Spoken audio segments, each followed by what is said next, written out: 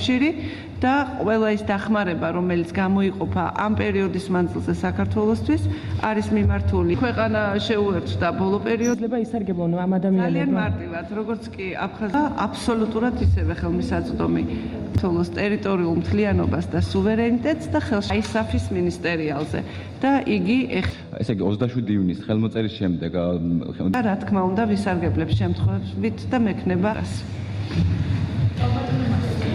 უკვე ცნობილია, რომ 27 ივნისს ასოცირების ხელშეკრულებაზე ხელმოწერა შედგება ბრიუსელში დილის 9 საათზე ადგილობრივი დროით. საქართველოს დელეგაცია განსაზღვრულია ფორმულით 1+4, რაც ნიშნავს დელეგაციის ხელმძღვანელს, პრემიერ-მინისტრს, რომელიც ხელს მოაწერს ასოცირების ხელშეკრულებას, ხოლო მისი თანმხლები იქნება 4 მინისტრი. პრეზიდენტი ბრიუსელში არ მიემგზავრება. არსებობს შეფასება იმ რისკებისა და გამოწვევებისა, რომელიც შეიძლება